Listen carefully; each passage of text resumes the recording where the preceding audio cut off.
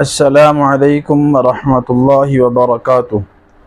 ناظرین محترم، بہت ہی اہم چیزیں جانوروں کے عیب کے بارے میں کہ بہت سے لوگ بے خبری میں ایسے جانور خرید لیتے ہیں کہ جس سے قربانی جائز نہیں ہوتی، ان کی قربانی نہیں ہوتی۔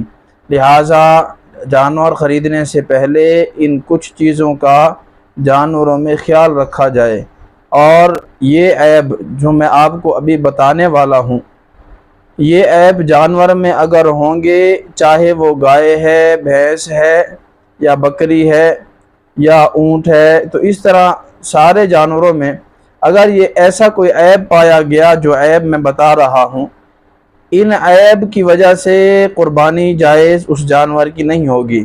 لہٰذا جانور خریدنے سے پہلے خیال رکھا جائے اور اس کو سمجھا جائے۔ آپ مکمل طور سے اس ویڈیو کو دیکھیں تاکہ آپ کو صحیح طریقے سے سمجھ آ جائے، اور اس طرح اس ویڈیو کو اور لوگوں کے پاس بھی شیئر کریں تاکہ ہر ایک بندے کی قربانی صحیح طریقے سے ہو جائے اور ہم اس کے لیے ذریعہ بن جائیں۔ اگر ان کی قربانی قبول ہو گئی تو ہمیں بھی اجر ملے گا، اور اس کے ساتھ اگر آپ کو یہ مسائل، یہ اہم چیزیں سن کر فائدہ ہو تو آپ نے لائک بھی کر دینا ہے اور جزاک اللہ بھی لکھ دینا ہے کمنٹ کے اندر، کیونکہ اس سے کیا ہے اور لوگوں کے پاس بھی یہ ویڈیو جائے گی اور لوگوں کو فائدہ ہوگا، تاکہ قربانی کے دنوں سے پہلے لوگ جانور خریدنے سے پہلے اس ویڈیو کو دیکھیں اور ہر ایک بندہ سمجھ لے۔ تو ناظرین محترم، سب سے پہلے ایسا جانور جو کہ مجنون ہے، پاگل ہے، اور جس کی وجہ سے وہ چارہ نہیں کھاتا، گھاس نہیں کھاتا، ایسا جانور اگر ایسا جانور ہو تو اس کی قربانی بھی کیا ہے، جائز نہیں ہوتی، ٹھیک نہیں ہوتی۔ اس کے علاوہ ایسا خارش والا جانور، خارش زدہ، جس کو خارش لگ چکی ہو اور خارش کی وجہ سے وہ بے حد کمزور ہو گیا ہو، تو اس جانور کی بھی قربانی جائز نہیں ہوگی۔ اسی طرح ایسا جانور جو دیکھ نہ سکتا ہو، اندھا ہو، اس اندھے جانور کی قربانی بھی جائز نہیں ہوتی۔ اور اسی طرح ایسا جانور جو بالکل کمزور اور لاغر ہو چکا ہے، اس جانور کی قربانی بھی کیا ہے، جائز نہیں ہوتی۔ لہٰذا جانور خریدتے وقت دیکھا جائے، جیسے کہ ہم ہر ایک چیز جب خریدنے جاتے ہیں اپنے لیے ذاتی طور پہ، تو ہم اچھی سے اچھی چیز پسند کرتے ہیں۔ تو یہ جانور قربانی کا مقصد یہی ہے کہ ہم اللہ کی رضا حاصل کریں۔ قربانی ابراہیم علیہ السلام کی سنت ہے۔ اللہ کے نبی صلی اللہ علیہ وسلم سے پوچھا گیا کہ یا رسول اللہ، ما اضاحی، قربانی کیا ہے؟ حضور نے فرمایا سنت ابیکم ابراہیم، تمہارے باپ ابراہیم کی سنت ہے۔ تو لہٰذا اس قربانی کو ہم کس لیے کرتے ہیں کہ اللہ کے قریب ہو جائیں، اللہ کو بہت محبوب ہے۔ تو لہٰذا قربانی کا جانور ہم ایسا خریدیں جو صحت مند ہو، موٹا دبلا ہو اور اچھا ہو اور خوبصورت ہو۔ جتنا زیادہ اچھا جانور ہوگا اتنا ہی حدیث میں آتا ہے کہ ہر بال کے برابر نیکی ملتی ہے، اور قیامت کے دن یہ جانور اپنے کھروں اور خون اور بالوں کے ساتھ، ہڈیوں کے ساتھ یہ آئیں گے اور ان کو ترازو میں رکھا جائے گا اور یہ نیکیوں کے پلڑے میں تولے جائیں گے۔ لہٰذا جانور اچھے سے اچھا خریدیں اور اچھے جانور کا انتخاب کریں، اور ایسا جانور اتنا کمزور ہو کہ جو قربان گاہ، ذبح خانے کی طرف، جہاں ذبح کی جگہ ہے وہاں تک اس کا چل کر جانا بھی ممکن نہ ہو، مشکل ہو، تو ایسے جانور کی قربانی بھی جائز نہیں ہوگی۔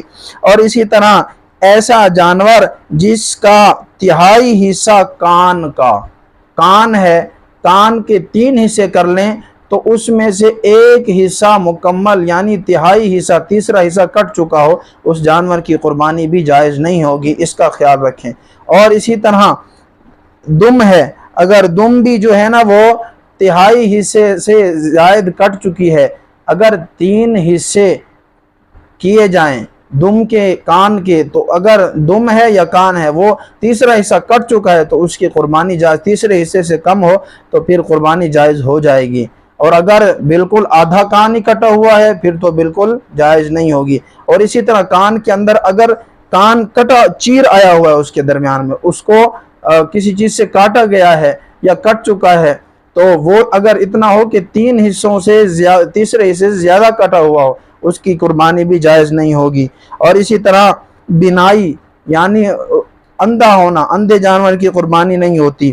اور اسی طرح ایسا جانور جس کے پیدائشی کان ہی نہ ہو، کان بالکل ہیں ہی نہیں پیدائشی، اس جانور کی قربانی بھی جائز نہیں ہوتی۔ اور اسی طرح ایسا جانور جس کے تھنوں کا سر کٹا ہوا ہو، جانور کے تھن ہے، بکری ہے یا گائے ہے یا بھینس ہے، اس کے تھن کٹے ہوئے، تھنوں کے سر کٹے ہوئے ہیں، تو اس کی بھی قربانی جائز نہیں ہوگی۔ اور ایسا جانور جس کے تھن خشک ہو گئے ہوں، یعنی گائے کے 2 تھن خشک ہو چکے اور بکری کا 1 تھن خشک ہو چکا، تو قربانی درست نہیں ہوگی، ٹھیک نہیں ہوگی۔ یعنی گائے ہے، بھینس ہے، اس کے 4 تھن ہیں، ان میں سے 2 جو ہیں وہ خشک ہو چکے ہیں، 2 بالکل خشک ہو چکے ہیں، ٹھیک ہے، تو اس کی قربانی بھی جائز نہیں ہوگی۔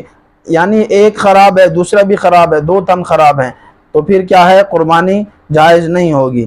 اور اسی طرح بکری کا اگر 1 تھن خراب ہو بالکل، تو پھر اس کی قربانی بھی ٹھیک نہیں ہوگی۔ اور اسی طرح ایسا جانور جس کی ناک کٹی ہوئی ہو، ٹھیک ہے نا، ناک کٹی ہوئی ہو تو اس جانور کی قربانی بھی جائز نہیں ہوتی۔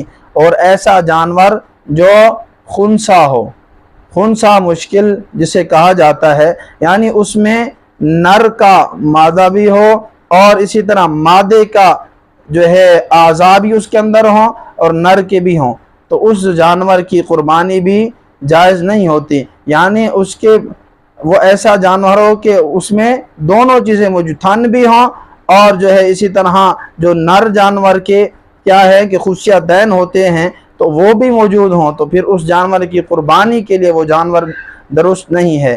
لہٰذا ان چیزوں کا ہم خیال رکھیں اور اپنے جانور خریدتے وقت ان چیزوں کو دیکھ کر خریدیں تاکہ ہماری قربانی صحیح طریقے سے ہو سکے۔